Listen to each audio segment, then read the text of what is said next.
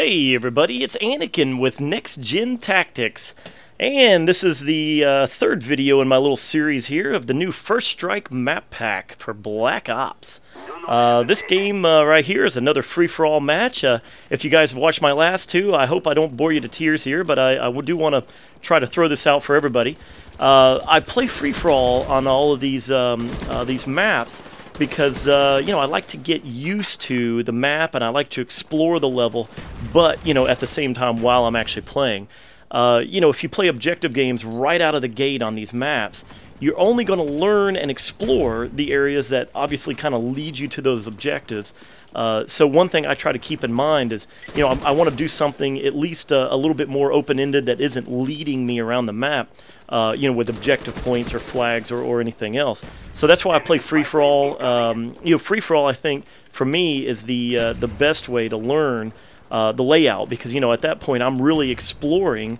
And when I do come across somebody and I encounter someone and I see, you know, a lot of people in a certain area, that to me says, hey, wait a minute, this is going to be a high traffic area you're right here.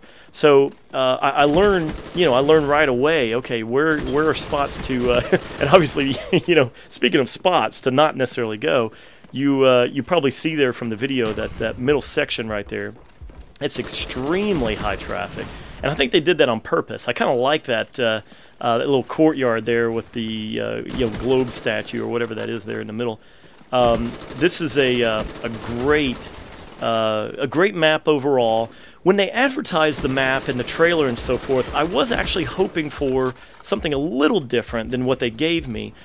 They kept showing scenes of the ice, you know, ice rink, basketball court, whatever the heck is in there. I think it's an ice rink at this point.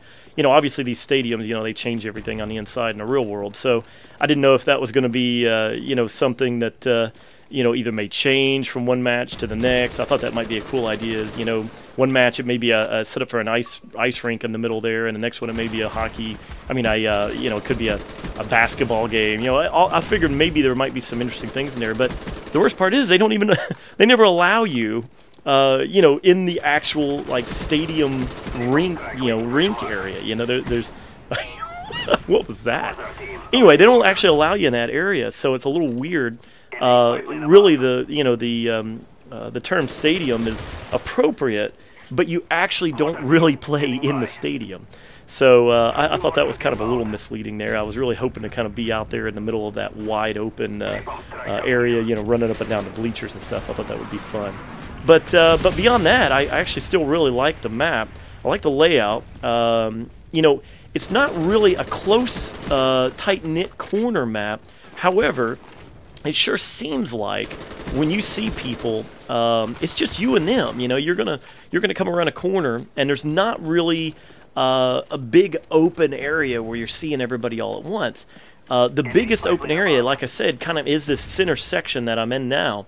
This has got that, you know, it's got basically like 6 or 7 different entries into that round, you know, courtyard there.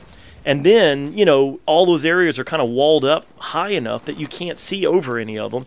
And then, of course, then you've got the big statue there in the middle on top of that you can't see around or past.